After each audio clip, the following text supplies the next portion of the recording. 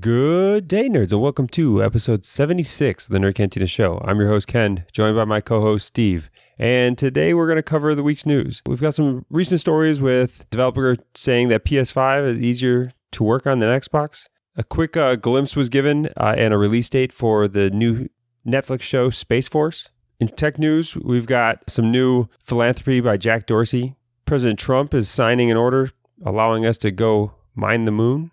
And some warnings given by Edward Snowden regarding government's response to this crisis.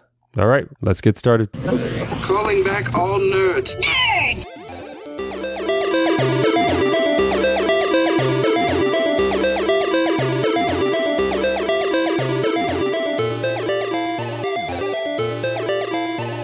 All right, and welcome back to episode 76.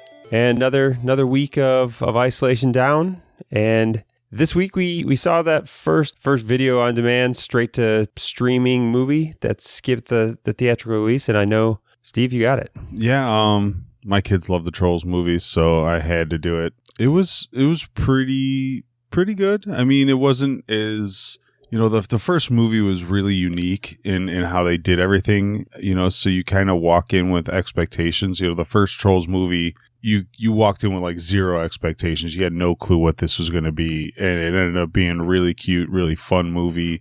This tried to recreate the same thing with a different message. It hit its mark on a bunch of places. I did laugh out loud at a few things. Some of the characters were really cool. They tried to go deeper into the Trolls story and Trolls history and make it more of a deeper movie, I guess you could say. But my kids liked it. I enjoyed it. I'd probably give it 3.5, 4 stars.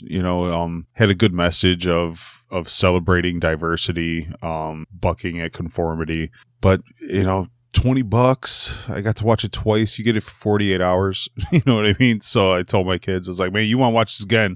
You better watch it right now because I ain't paying another dub for you to have Trolls. You're going to wait for that Blu-ray.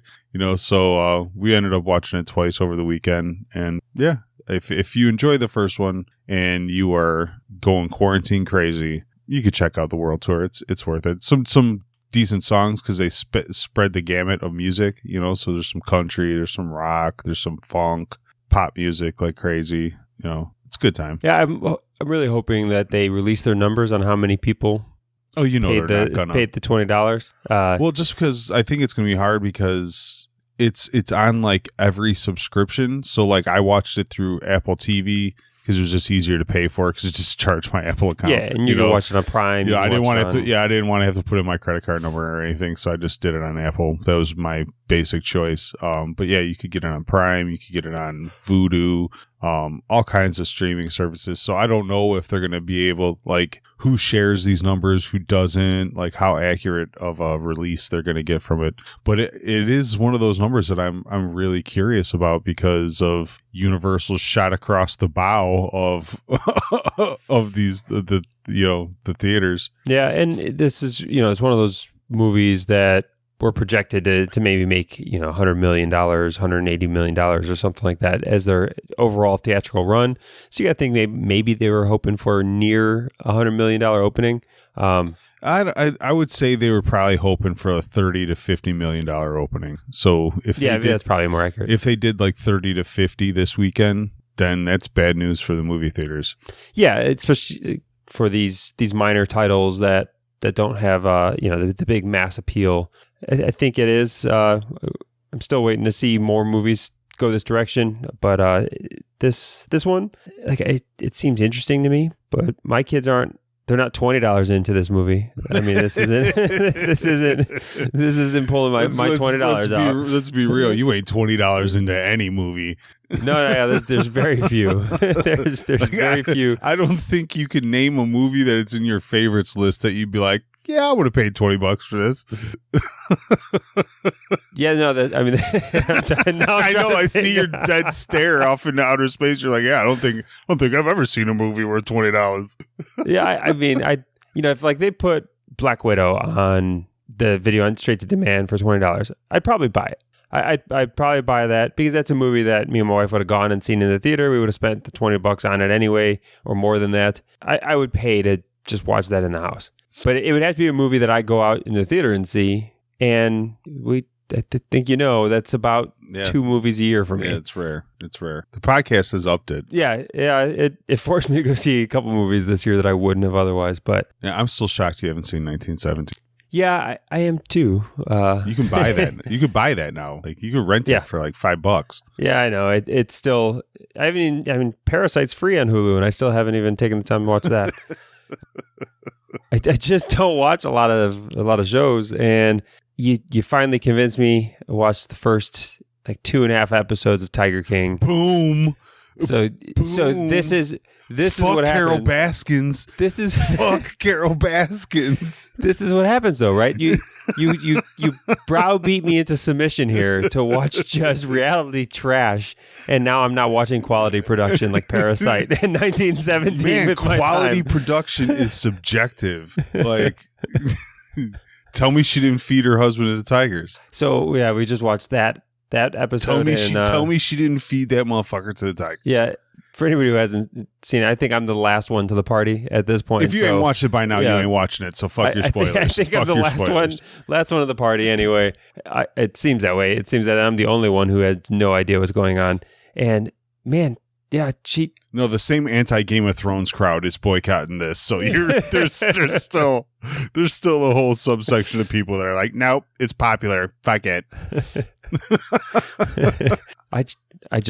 I love meme culture too much to not understand half the memes that are going around right now. That's the only reason why I'm watching it. Yeah, meme Mondays are rough if you have no clue who Carol Baskins is.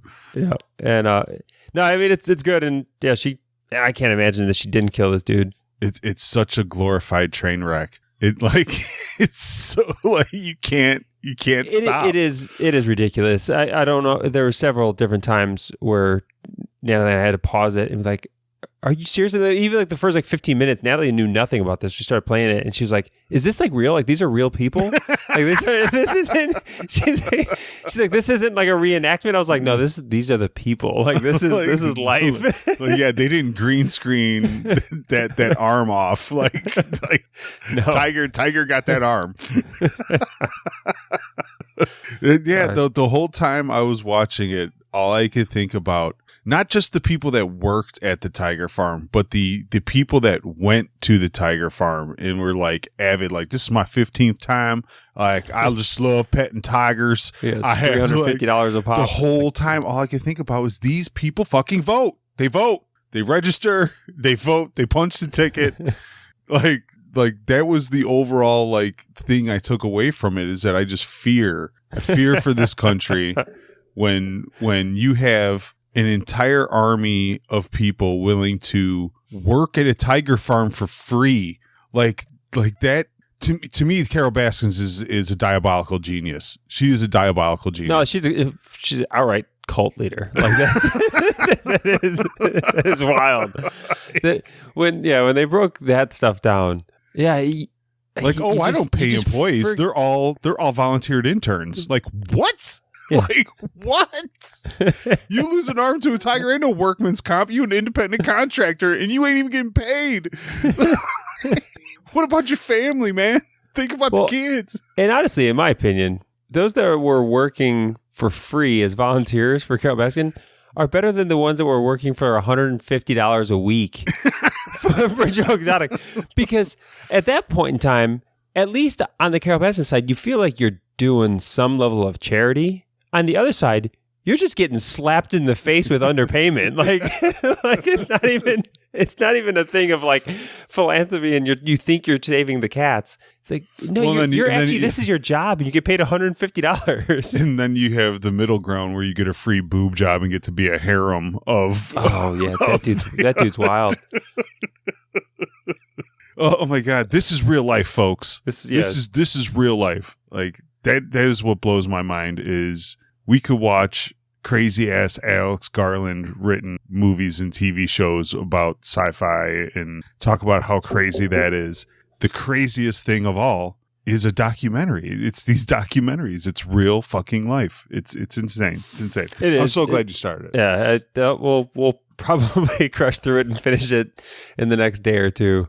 Because you can't stop. Because you can't stop. You can't stop because you like the whole time since the first episode that he's doing calls from jail. So you got to know. I know. You got to know. Like, how do we get to here? How do we get to here? Oh God. Well, and it blows my mind when things like this come out, because there's a documentary crew with this dude for 5 years. And think about the footage they had that burned away. What the fuck? Think about the footage they had. This was the footage that the documentary crew filming the documentary crew got. Yeah. So this is what.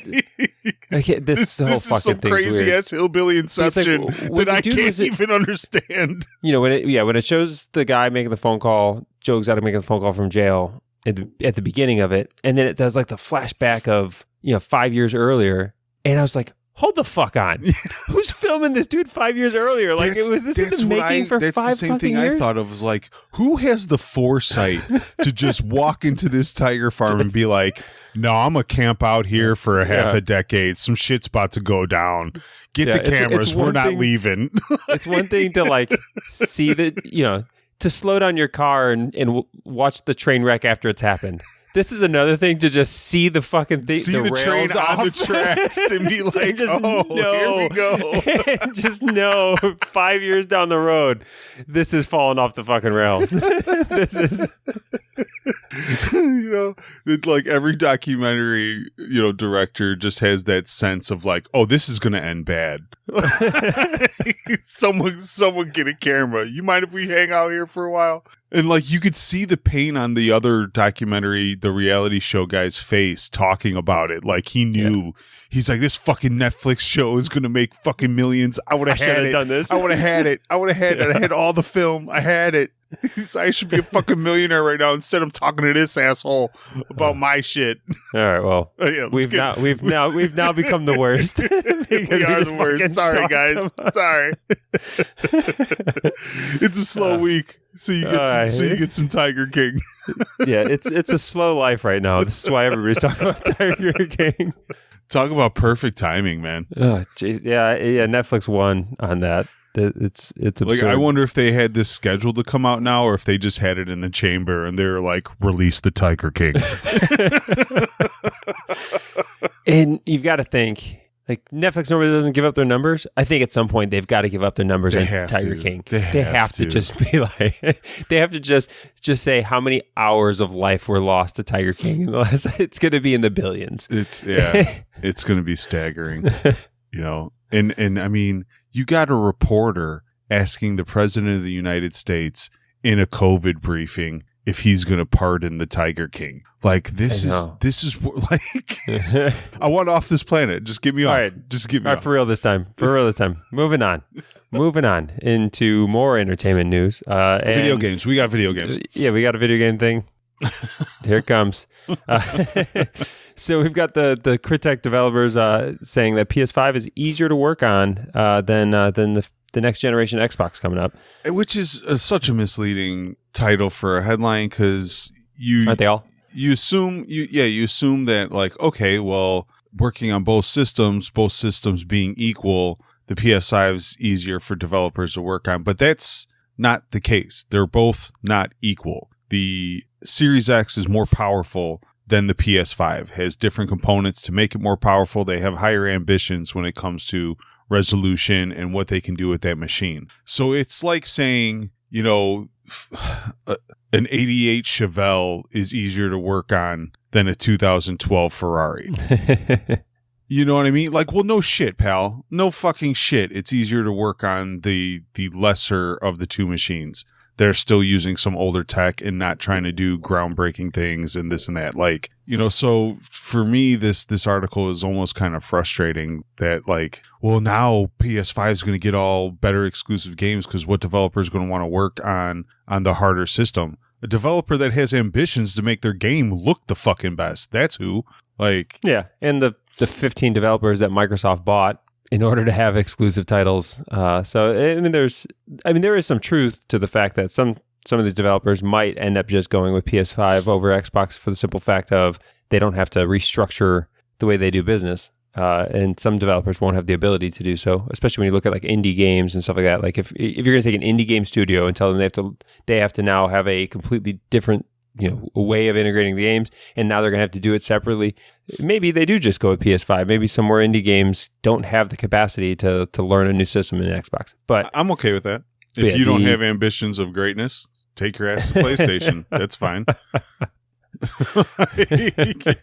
Like that's fine. Yeah, I could see it go. I could see it being potentially an issue, but at the same point, when you're going to next generation consoles, there should be some level of next generation technology and software that should be furthered. I think that should be the expectation. Yeah, I'm sorry. So I don't see this being a big issue, especially for major developers. I think it'll probably only affect some of the smaller indie type developers that might have to just stick with what they know. If you already got a game that's coded a certain way and it's really easy to just to port it to PS5 and you got to make that choice. Yeah, okay, I see that. Yeah, it's interesting, but you're always going to side with the Xbox side of the argument. Not always these kind of things. I mean, there's pretty much Xbox has its faults, but when it comes to their ambition, I always side with Xbox because they are always trying to do better and trying to advance gaming as a whole. Whereas PlayStation is just trying to push the cart along with their steady, growth. They're never really trying to. Our next story is about the PS5 controller. How many fucking generations did it take them to change their goddamn controller? So that was going to be my next ask. Was one of the big complaints you always had for PlayStation was the controller's made for baby hands. Controller was tiny. It's made for fucking baby hands. You know what I'm saying?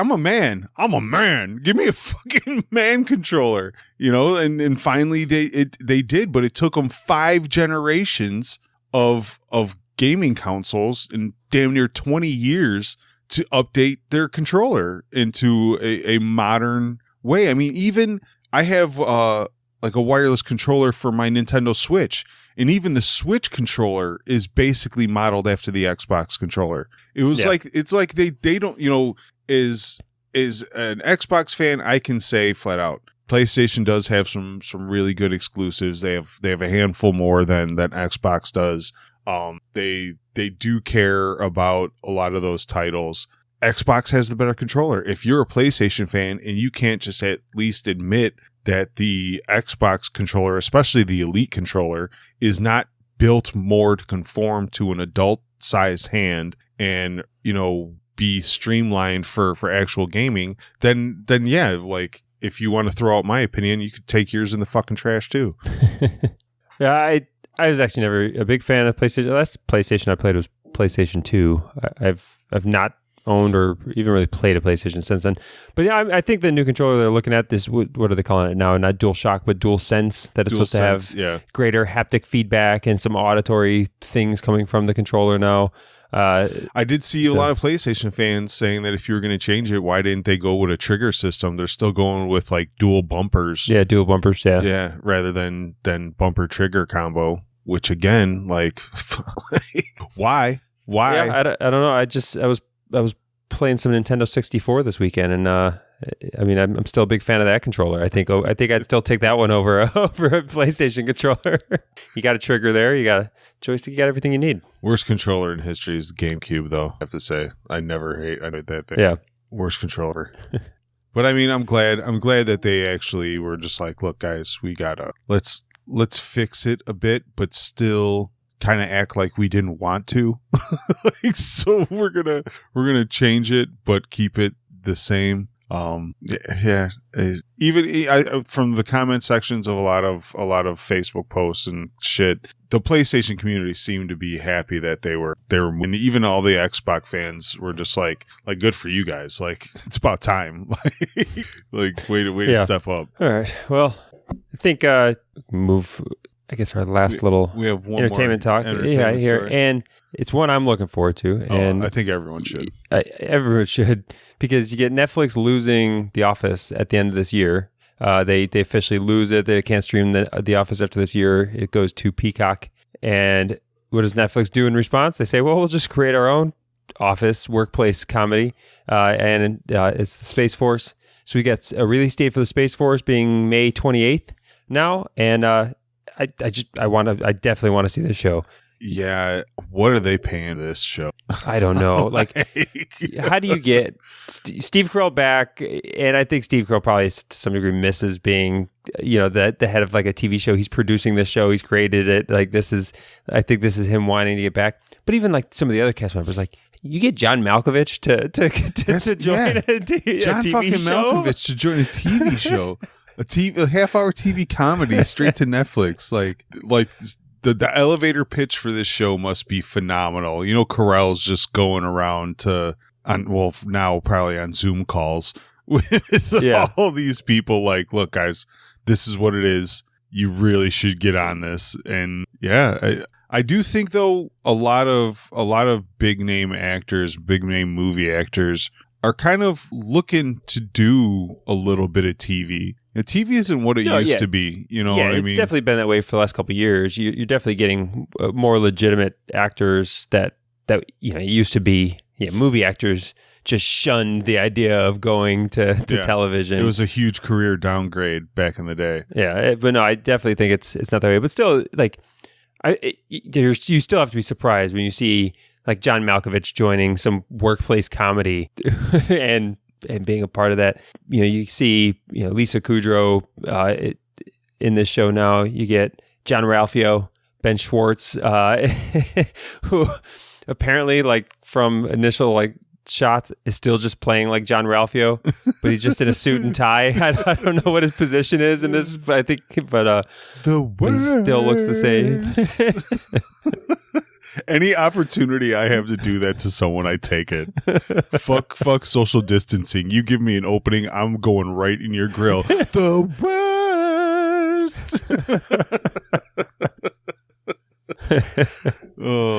This show looks great, and apparently Netflix had to have either the season wrapped up or enough of it. Actually, I mean, they had to have the season wrapped up if Netflix doesn't do episodic releases. So they had to have had everything wrapped up to still say that they're going to open it up in May for May 28th. Yeah, that's ridiculously fast because they had to have started filming the show the minute Space Force was like in conception, because we just officially made a Space Force. Like, it just became official, but it was in the talks for months before that. So like the minute they got word of it, they had to been like, oh, we're like, run with it. No, yeah, like Steve Carell saw the tweet where he where Trump said he was going to create a Space Force, and he just retweeted it. Show coming.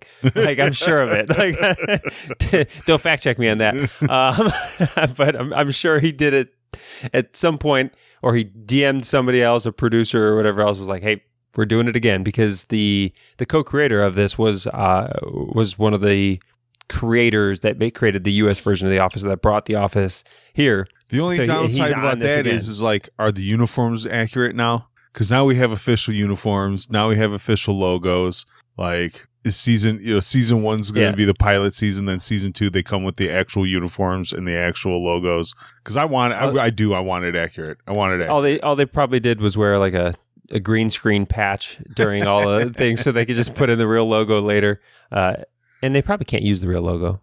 Normally you can't.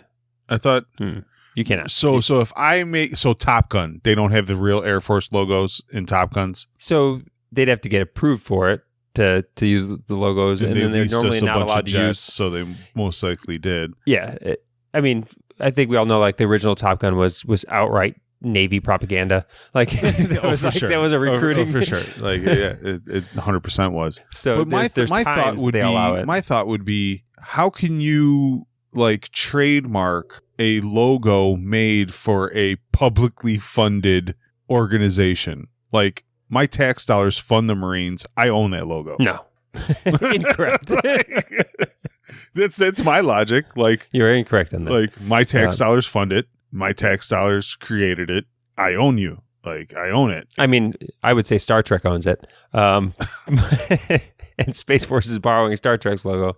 But no, I think they still have to go through some process to use it. That's why you see so many movies that the uniforms are close, but they're not exactly there. The logos are close, but they're not not the same. They don't wear the same ranks and stuff like that, even if they're wearing the same uniform, because they're not authorized to do so unless That's a little messed unless up, they I go think. through some like significant vetting. Well, like in movies that have the Chicago cops, those uniforms are pretty base. I wonder, like, if they have to sign off on it, because some movies and TV shows are pretty fucking accurate, and others aren't. So I guess it's subject to approval. I actually I hope that's not very close, because the problem is there's too many Tiger King fuckers out there that will like watch the Space Force comedy and actually think that that's the military. Well, so you've got yes, okay, yes. We gotta keep some kind of separation there. Yeah, Space Force recruitment numbers are going to go up at least a percentage point after this show releases.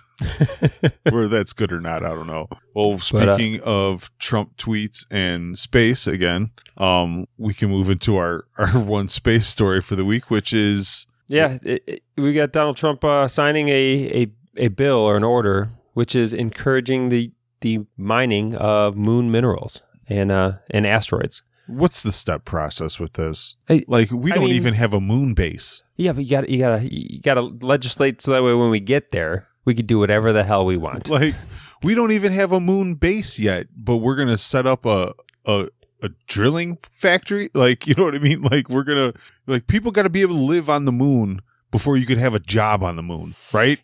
Yes, I think this is the natural progression of things. We've talked about this on a few different, when we talk about like space tourism. The Flintstone dinosaur isn't going to go off and then you just get back in a spaceship and go back up to a space station. That process seems a little expensive to be running a 60-day mining operation on the surface of the moon. Like, all right, time to go. And then you got a 3-hour commute back to the fucking, and like $50 million commute back to the goddamn space station. Yeah, I mean, the history of this is we've always thought that we're somewhere down the road going to do this. There were space treaties signed in the 60s, the 1967 Outer Space Treaty, which specified that only scientific research could go and do anything with the moon. The U.S. didn't sign that treaty. The U.S. didn't limit ourselves to back in the 60s to only doing scientific exploration and preventing. We're such assholes. Again, in the 70s, in 79, the Moon Treaty or Moon Agreement, U.S. didn't sign it either. We've not limited ourselves to only scientific exploration to the moon. And then in 2015, Congress passed a law allowing American companies to gather resources from the moon. So Congress did this in 2015. So this isn't a Trumpism. This isn't just him shooting from the hip. This is in line with American capitalism, that we see big rock. That big rock can make money, and we're gonna go get it. There's just some motherfucker in Texas with big drills wanting to know what's underneath your surface, baby. Just sitting at home masturbating to pictures of the moon, like, oh, I can't wait to be inside you. I mean, this is how we get to scale an actual space program that could one day pull off the Musk vision of shooting our consciousness out across the galaxy. Man, we're about to have space tourism. I'm all for a moon base. Like, I'm not gonna lie. Like, if I'm 80 years old and one day I could just take an outer space cruise to the moon and see what that life be about, I'm not gonna argue with it. My fear is that, look what fracking does to the earth. Like, look what fracking does to the earth. Who knows what, drilling deep into the earth's core and possibly blowing shit up underneath so we can get minerals and rocks and whatever. God only knows what doomsday scenario could possibly come from all this. Nah, I think we're all right. I think sure. Hashtag science. I think we'll be all right. Hashtag science. But I mean, there's there are asteroids floating around that are of just rare metals. There's going to be lots of companies that want to go and attach themselves to these asteroids. And take really rich, ambitious people are looking at things floating around in outer space, going, "How can I get these monies?" But again, space exploration, space flight has to have profitable motives, because if it doesn't, then it's just going to be government agencies that are, we got to the moon and then we just stopped caring. It's like we won the space race, we got to the moon. All right, we're done here. We don't need to continue to progress. If it becomes profitable, we'll go back to the moon and then beyond it. If there's an actual reason for civilian companies to get involved, other than some government contract. So this is what has happened. Not every profitable endeavor ends in the good of society. Let's put it like that. Yeah, many of them are terrible.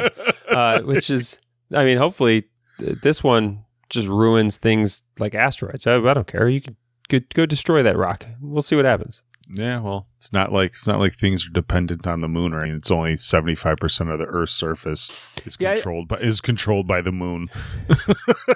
That's it. That's all. Only 75% of the Earth's surface is controlled by that giant rock in the sky. But we'll be all right. It'll be all right. Yeah, I find the moon sketchier than asteroid mining. Oh, you want to land on an asteroid and have it take you to God only knows where in the fucking galaxy? Be my guest. Yeah. Be my fucking guest. You blow a big crack in the goddamn moon that releases God only knows what into this, our orbit, our whatever. Yeah, I might have a bigger problem with that.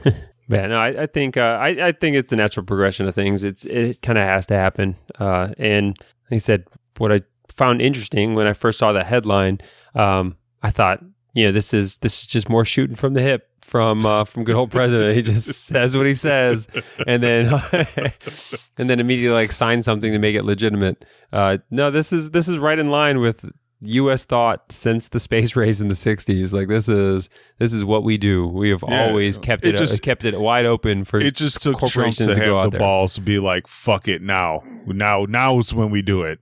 Everybody in the 70s and 80s, they were just like, I don't know if this is a good time to be fucking with the moon up there. And then you get Trump to come in and be like, no, we're gonna drill that bitch. Yeah, we're gonna take you for all of your precious metals, whatever you've got. I don't care. Whatever, we're just gonna scrape it so we can sell moon dust, just so we have something to put in the Space Force gift shop. There's him and a bunch of rich Russian oligarchs have been in the back snorting moon dust for the last decade because no one knows about that's what rich people do for recreation. we're running low on moon dust supply. But we've still got the NASA Artemis program is still trying to target getting back to the moon in 2024, and then establishing that sustainable human presence moon base on the moon by 2028.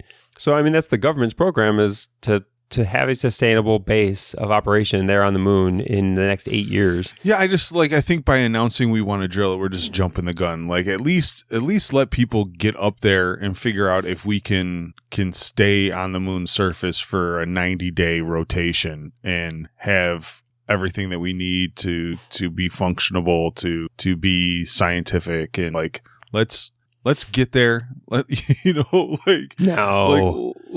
build the house before we start planning our first party. You know what I mean? Let's build the house before you start planning the 4th of July barbecue. That process is too slow, because then you get there and then you go into another 10-year development of the tools and everything else needed to do it. No, you announce it now, so that way by the time we get there, some of the companies, the ones that have billions of dollars to throw away, are already developing the tools necessary, the infrastructure necessary to maybe actually put it to use in short order. Because if there's anything government contracts have taught us, with the Air Force, is that we really need to rush things, right? If anybody knows the history of how we build jets. This isn't government contracts. This is him encouraging the private sector to get more involved in space. That, hey, we're going to allow you essentially free reign to make money where you find it. Even when we build jets, it's not the government building them. We still contract like a Boeing and stuff. So it's still private companies, with giant pressure from contracts, and we just know that doesn't turn well. We get jets that don't fly. We get bombs that don't blow up. So we will eventually get drills that don't drill holes. That's what I'm willing to bet. Well, either way, I think you got to imagine even guys like Musk and definitely Bezos definitely looked at like signing this order, and they're just, pulling off a Mr. Burns, super excited, ready to Trump, go. And who wants to drill the moon? And you got Bezos and Musk like, ooh, me, Yeah. pick me. So you definitely got the ultra rich companies that were already planning on going to space, and now they know. Tesla already built the pickup truck that will look perfect on there.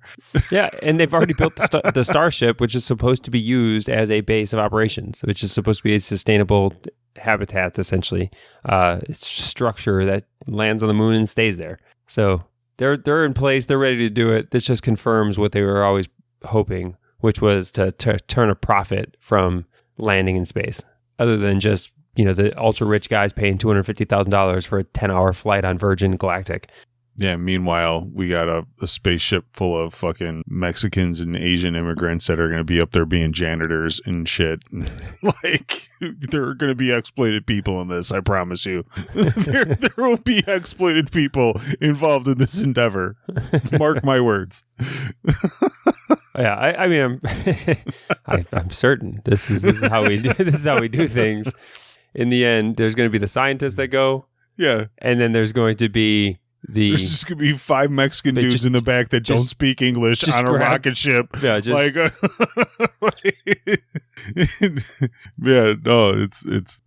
it's fucked up, dude. Yeah. I don't even know what to say about it, because you know that's just how it's going to be. All right, well, then really this really just a follow-up from what we talked about last week. And then what we get this week is an interview with Edward Snowden, one of his kind of video interviews from Russia with Vice.com. And he goes on Vice to talk about that the governments right now are using coronavirus to build the architecture of oppression. And we talked about that worldwide. We're starting to see this, not just here in the United States, as here in the United States, our digital surveillance and stuff, it is powerful, but it's not to the level that we see in a lot of these authoritarian countries. The authoritarian countries, we talk about China, even to some degree what South Korea did, Hong Kong was able to do, Singapore. Some of these countries absolutely apply this authoritarian approach and digital surveillance to further the oppression, to be able to track individuals and then force individuals into isolation and into control.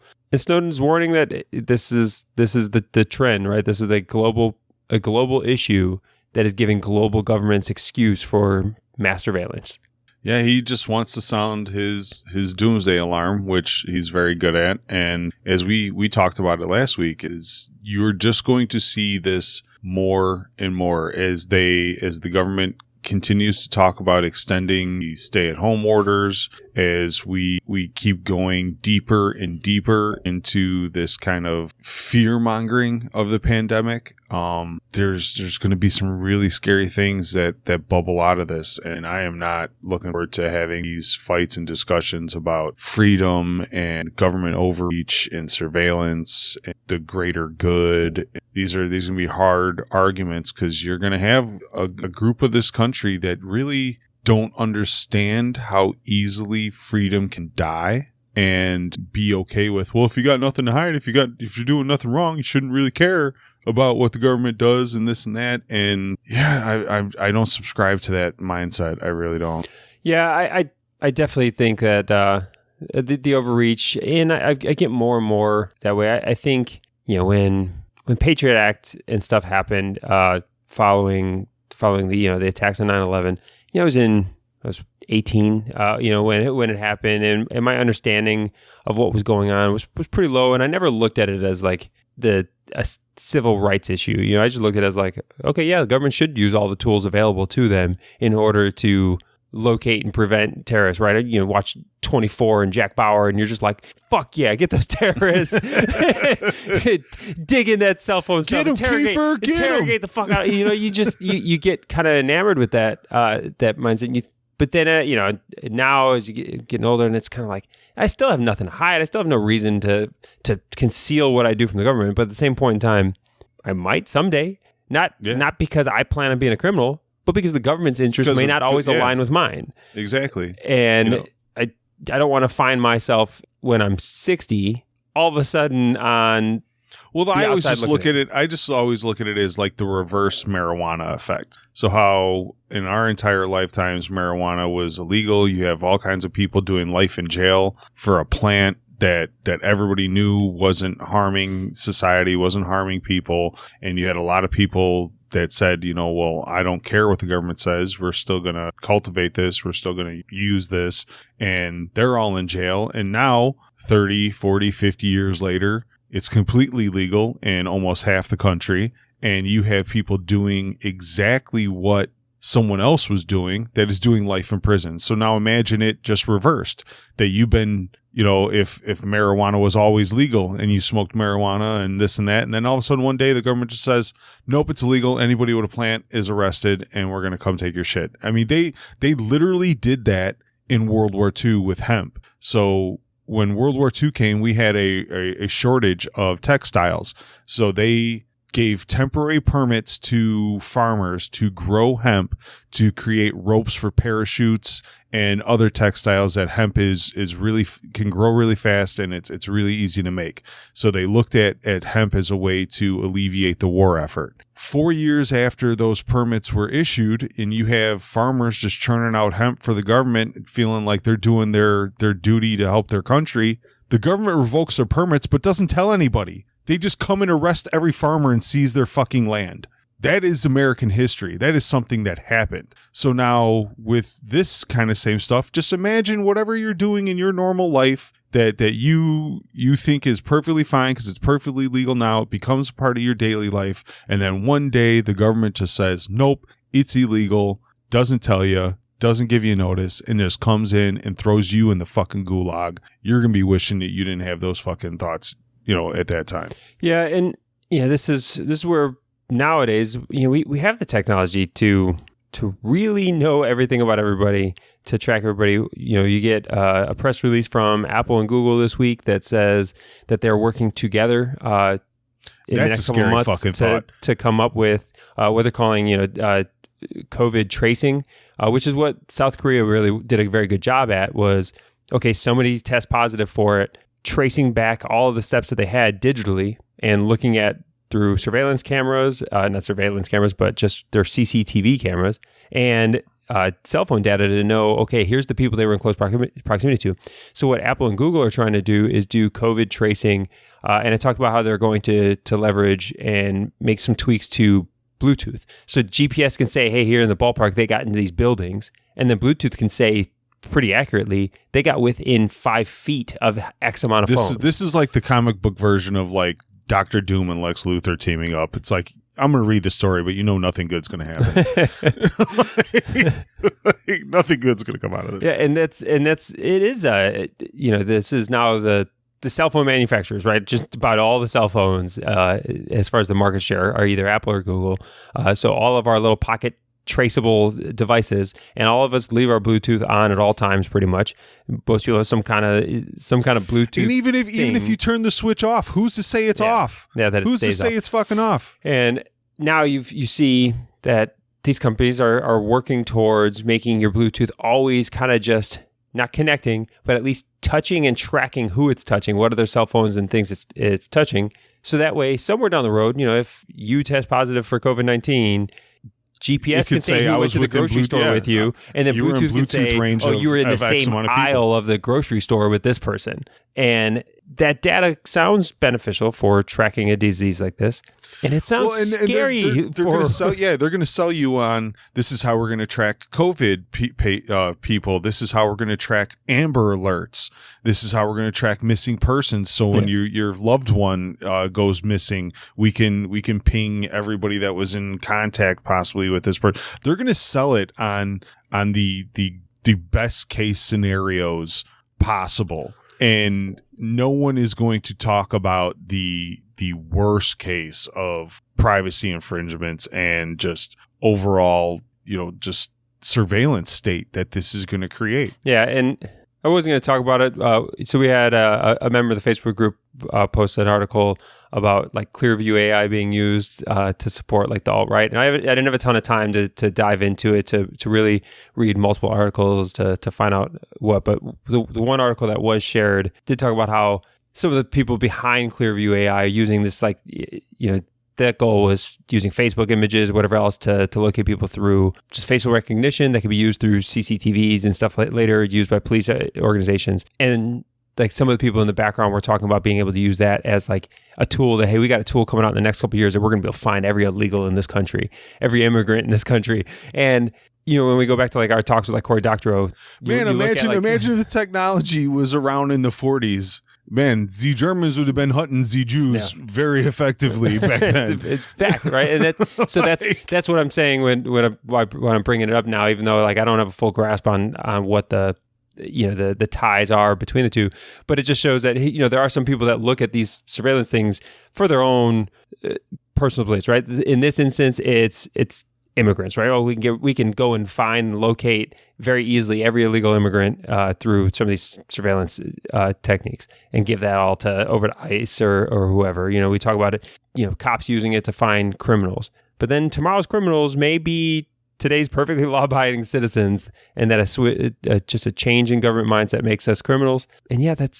that could be an issue. Well, right? and especially in a society, and especially society that invests heavily in private prisons, where people have a profit motive for more people to be criminals. Like that's to me that is always like the scariest thing about our country, is that we have a for-profit healthcare system and we have a for-profit prison system, and there are really rich and really powerful people that have a financial gain and profit incentive to either make me sick or make me a criminal. That, to me, those are the two scariest things about our country.